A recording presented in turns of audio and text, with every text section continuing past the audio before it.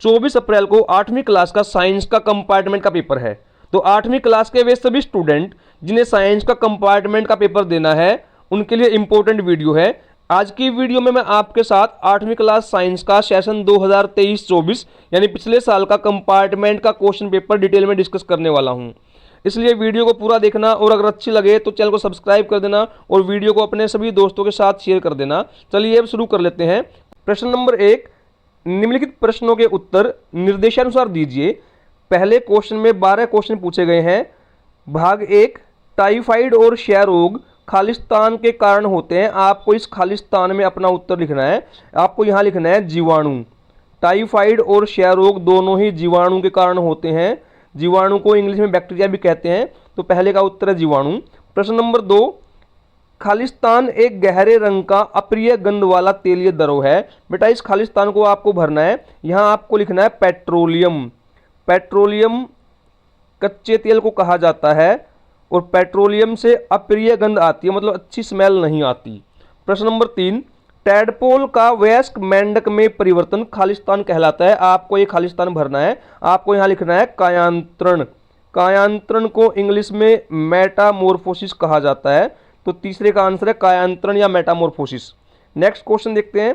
Question number 4, ध्वनि खालिस्तान में संतृप्त नहीं हो सकती। आपको यहाँ रिक्त स्थान भरना है। यहाँ लिखना है आपको निर्वात। निर माने बिना, वात माने वायु, यानी ध्वनि बिना वायु के नहीं चल सकती। और निर्वात को इंग्लिश में वैक्यूम कहा जाता है। बेटा VACWM। मैं दोनों मीडियम में आपको आंसर बता रहा हूँ। क्वेश्चन नंबर 5, कोक का इस्तेमाल स्टील को बनाने में होता है। आपको सही या गलत बताना है। यह सही है तो आंसर है सही। प्रश्न नंबर 6, मानव कर्ण 20 हर्ट्ज से 20,000 हर्ट्ज तक की आवृत्ति की ध्वनियों को सुन सकता है। आपको सही या गलत बताना है। बहुत सारे बच्चों को कर्ण का मतलब ही नहीं पता होता, तो सही गलत कैसे बताएंगे। बेटा कर्ण का अर्थ है कान, यानी ह्यूमन ईयर। हमारे जो कान होते हैं वो 20 हर्ट्ज से 20,000 हर्ट्ज तक की ध्वनियों को सुन सकते हैं। यह बात बिल्कुल सही है, तो हमारा उत्तर है सही। प्रश्न नंबर 7, खरीफ फसल के 2 उदाहरण हैं धान और मक्का। आपको सही या गलत बताना है। बेटा यह भी एकदम सही है। खरीफ फसलें कौन सी होती हैं पहले मैं यह बता दूं आपको। वे फसलें जो जून और जुलाई में उगाई जाती हैं, जून जुलाई, और इनको अक्टूबर नवंबर में काट लिया जाता है, उन्हें खरीफ फसलें कहा जाता है। और इसके उदाहरण है धान और मक्का। 2 तो आपको यहाँ दिखाई दे गए हैं। बेटा इसके अलावा ज्वार, ये भी खरीफ फसल है। बाजरा, पेपर में आपसे इनको ही पूछ सकते हैं। ज्वार, बाजरा, कपास, ये सभी खरीफ की फसलें हैं। एक क्वेश्चन और मैं बता दूं आपको जो यहाँ नहीं है। खरीफ की फसल के अलावा आपसे पेपर में पूछ सकते हैं बेटा रबी की फसलें कौन सी हैं। रबी, खरीफ और रबी ये साथ साथ चलती हैं। रबी फसल कौन सी है? ऐसी फसलें जो अक्टूबर नवंबर में उगाई जाती हैं और मार्च अप्रैल में काट लेते हैं, उन्हें रबी फसलें कहते हैं। इसका एग्जाम्पल है गेहूं। अगर आपसे पेपर में पूछते हैं कि रबी की फसल का उदाहरण दो, गेहूं, जौ, मटर, आलू, ये सभी क्या है? रबी की फसलें हैं। तो इस बार पेपर में आपसे रबी की फसल पूछ सकते हैं, ध्यान रखना। नेक्स्ट क्वेश्चन है, मिट्टी की संरचना को सुधारने में खाद सहायक होते हों। आपको सही या गलत बताना है। बेटा यह भी सही है, खाद से मिट्टी की संरचना सुधर जाती है। प्रश्न नंबर 9, एक विद्यार्थी नीचे दिए गए चित्र के अनुसार एक परिपथ तैयार करता है, किंतु उस परिपथ में लगा बल्ब नहीं जलता। परिपथ को देखकर बल्ब न जलने का कारण बताइए। आपको इस परिपथ को देखना है और यह बताना है कि यह बल्ब क्यों नहीं जल रहा। पहली बात तो आपको पता होना चाहिए बल्ब कौन सा है। बेटा ये जो चित्र दिख रहा है ना यहाँ पर, ये बल्ब है। अब ये बल्ब कब जलेगा? जब हमारे परिपथ में जो कुंजी होती है की, वो ऑन हो। ये की है कुंजी, ये भी ऑन है क्योंकि दोनों सिरों पे जुड़ी हुई है। अब गलती कहाँ है? बेटा गलती हमारी है यहाँ पर। यहाँ देखिए ये 3 सेल हैं, इन 3 सेलों को जोड़ के बैटरी बनाया गया है। एक सेल का संकेत ये होता है बेटा, ये इस तरह से ये सेल बन जाता है। पेपर में आपसे ही पूछ सकते हैं कि सेल का चिन्ह कौन सा है। यह सेल है। अब सेल में जो बड़े वाली लाइन होती है वो होती है प्लस वाली, और जो छोटी लाइन है वो माइनस वाली होती है। जब भी आप बैटरी बनाते हो तो सेल को इस तरह जोड़ते हो, प्लस वाली लाइन से प्लस को जोड़ेंगे, माइनस वाली लाइन से माइनस को जोड़ेंगे, यानी छोटे वाली लाइन से बड़ी वाली लाइन टच हो जाएगी इस प्रकार से। अब लेकिन यहाँ पर देखिए जो ये बैटरी यहाँ बना रखी है, इसमें बीच वाले में देखना, आप बीच वाले में आपको दिखाई देगा, यहाँ पर देखें दोनों छोटी लाइनें जोड़ रखी हैं, यानी माइनस से माइनस जोड़ दिया, तो उत्तर क्या बनेगा कि जो सेल के टर्मिनल हैं, सेल गलत तरीके से जोड़े गए हैं, गलत तरीके से जोड़े गए हैं, इसलिए बल्ब नहीं जलेगा। अब इसके ऑप्शन में जो दृष्टि बाधित परीक्षार्थी हैं उनके लिए अलग से प्रश्न दिया गया है, विद्युत धारा के किस प्रभाव के लिए विद्युत बल्ब दीप्त होता है। बेटा विद्युत धारा के किस प्रभाव के द्वारा बल्ब जलता है, दीप्त माने जलना। विद्युत धारा के ऊष्मीय प्रभाव की वजह से, आपको उत्तर लिखना है ऊष्मीय प्रभाव, बस ऊष्मीय प्रभाव की वजह से बल्ब दीप्त होता है। प्रश्न नंबर 10, प्रकाश का परावर्तन किसे कहते हैं। बिल्कुल सरल प्रश्न है कि प्रकाश का किसी सतह से टकराकर वापस आना। मान लीजिए यह कोई सतह है और प्रकाश की किरण इस तरफ आती है और इससे टकरा के वापस आ जाती है, यह प्रकाश का परावर्तन होता है। तो प्रकाश का किसी सतह से टकराकर वापस आना, उसे इंग्लिश में बाउंस बैक बोलते हैं। प्रश्न नंबर 11, दो अंडप्रजक जंतुओं के नाम लिखिए। बेटा अंडप्रजक का मतलब क्या होता है, जो जंतु अंडे देते हैं। अब आप उत्तर दे देंगे, अंडे देने वाले दो जंतु कोई भी बता दो। बेटा पक्षियों के नाम बता दो। कबूतर, कबूतर अंडे देता है, पता है आप लोगों को। चिड़िया, चिड़िया भी अंडे देती है। इसके अलावा और भी जो आपको पता है, छिपकली, सांप, मेंढक, ये सभी अंडे देने वाले जीव होते हैं। मच्छर भी अंडे देता है, ठीक है। तो कोई भी दो बता सकते हैं। प्रश्न नंबर 12, दाब को परिभाषित कीजिए। इकाई क्षेत्रफल पर लगने वाले बल को दाब कहते हैं, force acting per unit area, ठीक है। तो उत्तर आपका है इकाई क्षेत्रफल पर लगने वाले बल को दाब कहते हैं। अब खंड ख देखते हैं। प्रश्न नंबर 2, सूर्य, जल एवं वायु को ऊर्जा के अक्षय प्राकृतिक संसाधन क्यों कहा जाता है। बेटा अक्षय का मतलब समझे, अक्षय ऐसे संसाधन जो कभी समाप्त नहीं होते। तो क्या उत्तर लिखेंगे कि सूर्य, जल और वायु कभी समाप्त नहीं होंगे, समाप्त नहीं होंगे, इसीलिए इन्हें अक्षय ऊर्जा स्रोत कहा जाता है। और ये असीमित मात्रा में है, असीमित, अनलिमिटेड, जिसकी कोई सीमा नहीं है, इसीलिए इन्हें अक्षय प्राकृतिक संसाधन कहा जाता है। ये मानव क्रियाकलापों द्वारा खत्म नहीं होते।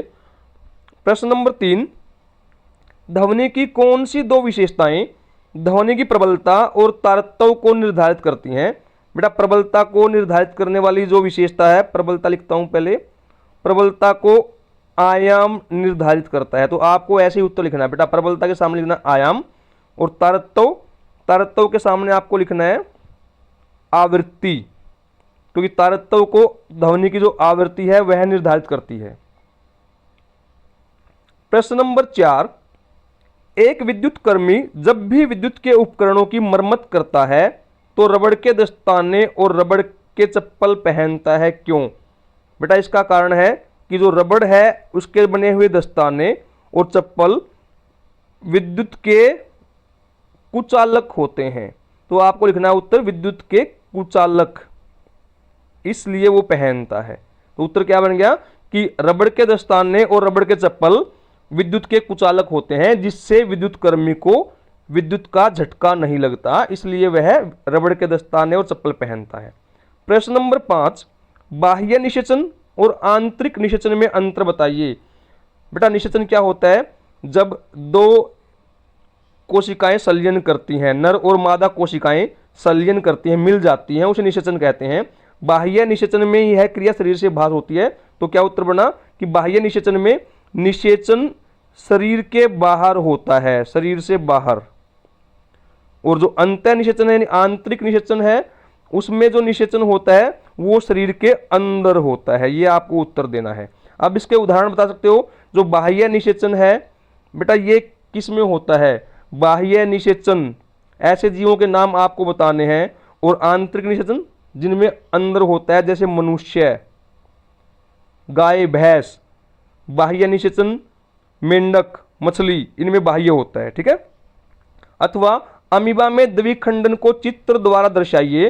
बेटा अमीबा में आपको चित्र बना के दिखाना है। ये अमीबा का चित्र होता है इस प्रकार से, इसके बीच में इसका केंद्रक होता है, उससे आगे आप बनाएंगे। पहले जो केंद्रक है, इस केंद्रक के दो टुकड़े बन जाते हैं, दो केंद्रक बनेंगे, उसके बाद इससे दो कोशिकाएं बन जाएंगी इस प्रकार के, यूं, और फिर 2 कोशिकाएं बन जाती हैं, 2 अमीबा बन जाते हैं। इस तरह से आपको बना देना है, ठीक है। किताब में आपके में दिया हुआ, आप देख लेना। जो दृष्टिबाधित विद्यार्थी हैं उनके लिए अलग से प्रश्न है। अमीबा में द्विखंडन विधि को स्पष्ट कीजिए। बेटा अमीबा द्विखंडन विधि द्वारा जनन करता है। इसमें से पहले केंद्रक का विभाजन होता है, केंद्रक से 2 केंद्रक बनते हैं। उसके बाद कोशिका का विभाजन होता है और 2 संतति कोशिकाएं बन जाती हैं। आपको उत्तर में ये बातें लिखनी है। प्रश्न नंबर 6, मादा जनन तंत्र का नामांकित चित्र बनाइए। बेटा आपकी पुस्तक में यह दिया हुआ है, एनसीईआरटी बुक में दिया हुआ है। और मादा जनन तंत्र की संरचना को समझाइए, उसी पेज पे आपको यह भी मिल जाएगी, आप अपनी बुक। प्रश्न नंबर 7, किसी वस्तु पर बल लगाने पर होने वाले कोई 2 परिवर्तन लिखिए। बेटा किसी वस्तु पर बल लगने पर उसके आकार में बदलाव हो सकता है, उस वस्तु की आकृति में बदलाव हो सकता है और उस वस्तु की गति में परिवर्तन हो सकता है। कोई भी 2 आप बता सकते हैं। इसके अलावा कोई अगर आपको पता है तो वो भी आप लिख सकते हैं। अथवा में जो प्रश्न दिया गया है उसको देख लेते हैं। संपर्क में रखी हुई किन 2 वस्तुओं के बीच किस प्रकार का बल लगता है? इस बल के द्वारा वस्तु की स्थिति में क्या क्या परिवर्तन हो सकते हैं? बेटा जब वस्तुएं संपर्क में रखी होती हैं, मान लो एक वस्तु ये है और एक वस्तु इसके पास में एक और रख दी है, दोनों टच हैं, टच को बोलते हैं संपर्क, जुड़ी हुई हैं। तो जब भी वस्तुएं संपर्क में रखी होती हैं तो उनके बीच में संपर्क बल लगता है, ठीक है। तो उत्तर क्या हो गया कि 2 वस्तुओं के बीच संपर्क बल लगता है। अब इसके द्वारा क्या क्या परिवर्तन हो सकते हैं? मैंने अभी बताया था आपको कि वस्तु का आकार बदल सकता है, वस्तु की आकृति बदल सकती है और नंबर 3 वस्तु की गति में बदलाव हो सकता है। कोई भी आप बता सकते हैं। अगला प्रश्न, प्रश्न नंबर 8, पेट्रोलियम के किन्हीं 3 घटकों के नाम और उनके उपयोग लिखिए। बेटा पेट्रोलियम कच्चे तेल को कहते हैं। इससे एक तो मिलती है एलपीजी, लिक्विड पेट्रोलियम गैस, और इसका प्रयोग ईंधन के रूप में होता है। नंबर 2 आता है पेट्रोल। बेटा पेट्रोलियम से पेट्रोल हमें मिलता है। पेट्रोल भी एक प्रकार का ईंधन है, बेटा ईंधन, और इसका प्रयोग वाहनों को चलाने में होता है। तीसरा आता है कैरोसिन ऑयल या कैरोसिन का तेल, कैरोसिन, इसका प्रयोग भी प्रकाश करने में होता है, ठीक है। चौथा है वैक्स, वैक्स से मोमबत्तियां बनती हैं, जेली बनती है। कोई भी आप बता सकते हैं जो आपको आसानी से समझ में आ जाए। प्रश्न नंबर 9, श्रव्य तथा अवश्रव्य ध्वनियां किन्हें कहते हैं? इनकी आवृत्ति भी बताइए। बेटा श्रव्य वह ध्वनि होती है जो हमें सुनाई देती है। तो श्रव्य ध्वनि वह ध्वनि है जिसको हमारे कान सुन सकते हैं। अवश्रव्य ध्वनि वह ध्वनि जिसको हमारे कान सुन नहीं सकते, उन्हें हम अवश्रव्य ध्वनि कहते हैं, सुन नहीं सकते, ठीक है। अब इनके हमें आवृत्ति बतानी है। जो श्रव्य ध्वनि होती है, बेटा पहले ऊपर क्वेश्चन आया था कि जिस ध्वनि की आवृत्ति 20 हर्ट्ज से 20,000 हर्ट्ज तक की होती है उसको हम श्रव्य ध्वनि कहते हैं। अवश्रव्य ध्वनि जिसको हम सुन नहीं सकते उसकी आवृत्ति 20 हर्ट्ज से कम, HZ को हर्ट्ज बोलते हैं, या 20,000 हर्ट्ज से ज़्यादा होती है। बेटा ये जो साइन मैंने बना दिया आपको, आपके सामने दिख रहा है जो आपको, ये ज़्यादा का साइन है, ये कम का साइन है। तो वह ध्वनि जिसकी आवृत्ति 20 हर्ट्ज से कम है और वह ध्वनि जिसकी आवृत्ति 20,000 हर्ट्ज से ज़्यादा है वह अवश्रव्य ध्वनि होती है। अब इसके ऑप्शन में प्रश्न दिया गया है, शोर कई मानसिक व्याधियों की कारक है। क्या शोर को नियंत्रित किया जा सकता है? कोई 3 उपाय बताइए। बिल्कुल जी हाँ, हाँ शोर को नियंत्रित किया जा सकता है। शोर को नियंत्रित कर सकते हैं। कैसे कर सकते हैं? नंबर 1, वाहनों में साइलेंसर का प्रयोग करके। नंबर 2, घरों में पर्दे लगाकर। बेटा पर्दे ध्वनि को अवशोषित कर लेते हैं। और जो सिनेमा घर हैं उनमें गत्ते की दीवारें बनाते हैं, सीटें ऐसी बनाते हैं जो ध्वनि को अवशोषित कर ले। और नंबर 3, बिना वजह हॉर्न का प्रयोग ना करें। तो कोई भी आप कारण इसमें लिख सकते हैं। प्रश्न नंबर 10, मानव नेत्र का चित्र बनाइए और इसके किन्हीं 4 भागों को नामांकित कीजिए। बेटा मानव नेत्र का चित्र आपकी बुक में बनाया गया है, आप वहां से देख लेना। एक रफ्सा डायग्राम मैं आपको बना के दिखा भी सकता हूँ। इस तरह से आप मानव नेत्र का चित्र बना सकते हैं। बेटा ऐसे हमारी आंख का चित्र बनता है इस प्रकार से, ठीक है। और इसमें यहाँ पर आपको लेंस दिखाई देता है, ये लेंस होता है। और नेत्र की 3 परतें होती हैं। बेटा ये मछली जैसा चित्र बन जाता है लगभग यूं, ठीक है। और यहाँ पर सबसे सामने कॉर्निया होता है, ये लेंस है, यहाँ पर आइरिस होती है, ठीक है, इनके नाम आपको लिखने हैं। अथवा मानव नेत्र की संरचना का वर्णन कीजिए, आपको उसी चैप्टर में उसी पेज पर मिल जाएगा, आप एक बार पढ़ लेना। प्रश्न नंबर 11, असंपर्क बल किसे कहते हैं? किन्हीं दो असंपर्क बल को उदाहरण सहित समझाइए। बेटा जब दो वस्तुएं संपर्क में नहीं होती और वे एक दूसरे पर बल लगाती हैं उसे असंपर्क बल कहते हैं। उदाहरण के लिए चुंबकीय बल, बेटा चुंबक आप लोगों ने देखी है, चुंबक दूर से ही लोहे को अपनी तरफ खींच लेती है, तो चुंबकीय बल असंपर्क बल है। दूसरा है पृथ्वी का गुरुत्वाकर्षण बल, जो गुरुत्वाकर्षण बल होता है वो भी एक असंपर्क बल है, ठीक है।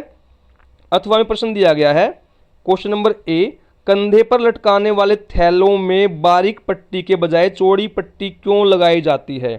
बेटा अभी ऊपर क्वेश्चन आया था कि इकाई प्रति इकाई क्षेत्रफल पर लगने वाले बल को दाब कहते हैं। जो पट्टी चौड़ी होती है, बैग की चौड़ी पट्टी करने पर हमारे कंधों पर जो बल है बल कम लगता है, इसीलिए पट्टी को चौड़ा किया जाता है।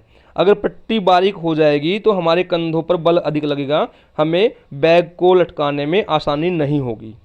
प्रश्न बी, घर्षण बल की दिशा क्या होती है?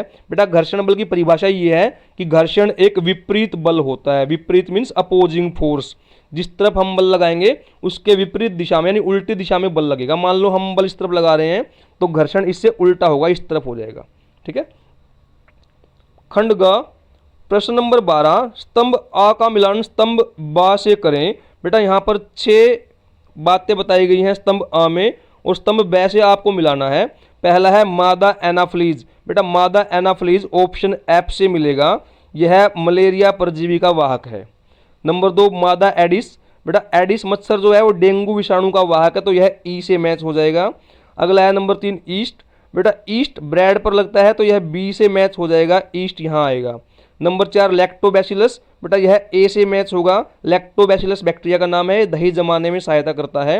Number 5 rhizobium. बेटा राइजोबियम सी से मैच होगा, राइजोबियम नाइट्रोजन स्थिरीकरण में सहायता करता है। और नंबर 6 विषाणु। विषाणु डी से मैच होगा, विषाणु जो एड्स बीमारी है वो विषाणु से फैलती है। तो इस प्रकार आपको इन्हें मैच करना है। नेक्स्ट प्रश्न, क्वेश्चन नंबर 13। बेटा यहाँ पर एक अनुच्छेद दिया गया है, इसको आपको पढ़ना है और उसके बाद नीचे जो प्रश्न दिए गए हैं उनके उत्तर हमें लिखने हैं। अब मैं अनुच्छेद पूरा नहीं पढ़ूंगा, आप अपने आप पढ़ लेना, स्क्रीनशॉट ले लें, मैं आपको प्रश्नों के उत्तर बताता हूं। प्रश्न नंबर 1, अच्छी उपज के लिए बुआई से पहले मिट्टी को भुरभुरा करने के लिए उपयोग किए जाने वाले औजार हैं। बेटा कुदाली भी है, हल भी है, कल्टीवेटर भी है, तो उत्तर क्या बन गया? डी, उपरोक्त सभी, ठीक है। नेक्स्ट क्वेश्चन, बुआई का कार्य करने के लिए उपयोग किया जाने वाला औजार है। बेटा बुआई करने के लिए ऑप्शन बी उत्तर बनेगा, सीड ड्रिल का प्रयोग करते हैं, ठीक है। कल्टीवेटर और हल तो अभी मैंने बताया था मिट्टी को भुरभुरा करने के काम आता है, ठीक है, तो उत्तर आपका है बी, सीड ड्रिल। प्रश्न नंबर 3, खेत की जुताई के लिए प्रयोग किया जाने वाला औजार है। अभी ऊपर ही बताया था बेटा, खेत की जुताई करने में कौन काम आता है? हल काम आता है, उत्तर बी आपका बन जाता है, जुताई करने से मिट्टी भुरभुरी हो जाती है। अथवा सिंचाई की आधुनिक विधि है। बेटा उसका उत्तर है option A, drip system, drip तंत्र, स्प्रिंकल, ये सभी बेटा इंपॉर्टेंट क्वेश्चन है, इसको आपको याद करना, पेपर में जरूर क्वेश्चन आएगा। प्रश्न नंबर 14, फिर से अनुच्छेद दिया है, अनुच्छेद को आपको पढ़ना है और प्रश्नों के उत्तर दे रहे हैं। बेटा मैं अनुच्छेद नहीं पढ़ूंगा, मैं केवल प्रश्नों के उत्तर आपको समझा रहा हूं। प्रश्न नंबर 1, विद्युत धारा का बंद मार्ग कहलाता है। बेटा इसका उत्तर है ऑप्शन ए, परिपथ। जब भी आप परिपथ बनाते हैं तो विद्युत धारा प्रवाहित करने के लिए आपको परिपथ को बंद करना होता है। प्रश्न नंबर 2, जब परिपथ पूर्ण होगा तो बल्ब। जब भी सर्किट आपका पूरा होता है, परिपथ को अंग्रेजी में सर्किट कहते हैं, तो जब भी सर्किट पूरा होता है तब बल्ब दीप्त होता है, दीप्त होगा मतलब जलेगा, बल्ब जल जाता है, ठीक है। नेक्स्ट प्रश्न, प्रश्न नंबर 3, स्विच एक युक्ति है जो विद्युत परिपथ को पूर्ण करती है जब वह, बेटा स्विच आपके घरों में लगे हुए हैं और जब आपको कोई पंखा चलाना है, टीवी चलाना है, लाइट जलानी है, आपको स्विच को ऑन करना होता है। तो परिपथ को पूर्ण कब करेगा? जब वह किस स्थिति में होगा? अब समझ गए ना, उत्तर ऑप्शन ए, ऑन होगा। जब आपका स्विच ऑन होगा तभी आपका परिपथ पूरा होता है। अथवा में प्रश्न दिया गया है, एक विद्युत परिपथ में विद्युत धारा का स्रोत होता है। बेटा परिपथ में विद्युत धारा कहाँ से आती है? बेटा कभी भी आप परिपथ बनाओगे, मैंने थोड़ी देर पहले आपको चित्र दिखाया था कि बल्ब जलेगा या नहीं जलेगा, क्वेश्चन में पूछा गया था। यहाँ पर परिपथ में 3 सेल जोड़ रखे थे और सेल को जब आप जोड़ते हैं तो उससे बैटरी बन जाती है। तो यहाँ पर विद्युत धारा कहाँ से आ रही है? इस बैटरी से। तो उत्तर क्या बन गया आपका? Option A battery. विद्युत परिपथ में विद्युत धारा का स्रोत बैटरी है। प्रश्न नंबर 15 फिर से एक अनुच्छेद दिया गया है, इसको आपको पढ़ना है और प्रश्नों के उत्तर देने हैं। पहला प्रश्न बेटा स्क्रीनशॉट ले ले, मैं पूरा नहीं पढ़ूंगा, आप पढ़ लेना। प्रश्न नंबर 1, प्रकाश एक प्रकार की खालिस्तान है। प्रकाश एक प्रकार की ऊर्जा होता है जो देखने में हमारी सहायता करता है। तो अगला प्रश्न देखते हैं। नेत्र में स्थित परितारिका खालिस्तान का नियंत्रण करती है। बेटा नेत्र में, हमारी आंख में परितारिका होती है जिसको आयरिस भी कहते हैं। वो क्या काम करती है? वह प्रकाश की मात्रा को नियंत्रित करती है। नेक्स्ट क्वेश्चन, क्वेश्चन नंबर 3, श्वेत प्रकाश खालिस्तान रंग या वर्णों का मिश्रण होता है। बेटा खालिस्तान यानी सफेद जो प्रकाश होता है हमारा, श्वेत माने सफेद, उसमें 7 रंग होते हैं। बेटा ऑप्शन डी बन जाएगा। कभी आपने देखा भी होगा प्रिज्म से सफेद प्रकाश को प्रवाहित करते हो, पास कर देते हो, गुजार देते हो, तो सफेद प्रकाश 7 रंगों में बंट जाता है। नेक्स्ट क्वेश्चन अथवा में जो प्रश्न दिया है, निम्नलिखित में कौन श्वेत प्रकाश का भाग नहीं है? बेटा इसका उत्तर है ऑप्शन डी काला। काला सफेद प्रकाश का भाग नहीं होता, वास्तव में काला कोई रंग ही नहीं होता। ठीक है, अथवा करके एक अनुच्छेद और दिया है, आप ये प्रश्न भी कर सकते हैं अगर ऊपर वाला नहीं आता है तो। अब इसका भी आप स्क्रीनशॉट ले लें, अनुच्छेद को पढ़ लेना, मैं आपको प्रश्नों के उत्तर दिखाता हूं।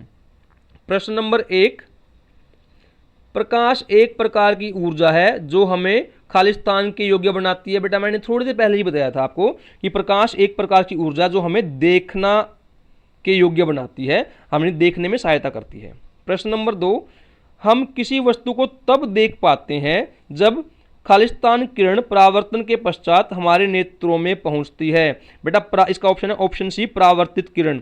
जब प्रकाश किसी सतह पर टकराता है, बेटा ये मान लो कोई सतह है, यहाँ प्रकाश किरण आई, जो प्रकाश किरण आती है वो होती है आपतित किरण, और टकरा के जो वापस आएगी यह है परावर्तित किरण। तो जो सतह की ओर गई है यह आपतित किरण है, यह परावर्तित किरण है। ये किरण जब हमारी आंखों में आएगी ना तब हम उसको देख पाएंगे। तो उत्तर सी परावर्तित किरण। प्रश्न नंबर 3, वे वस्तुएं जो प्रकाश उत्सर्जित करती हैं, मतलब जिनसे प्रकाश निकलता है, जैसे सूर्य है, चंद्रमा है, आपके घर में बल्ब है, वे कहलाती हैं। इसका उत्तर है ऑप्शन ए दीप्त। अथवा करके प्रश्न दिया गया है, आपतन कोण होता है। बेटा आपतन कोण हमेशा परावर्तन कोण के बराबर होता है, तो इसका उत्तर बन गया ऑप्शन ए। तो ये मैंने पिछले साल का कंपार्टमेंट का कंप्लीट पेपर डिस्कस कर लिया है। इसी प्रकार के प्रश्न आपके पेपर में भी आएंगे।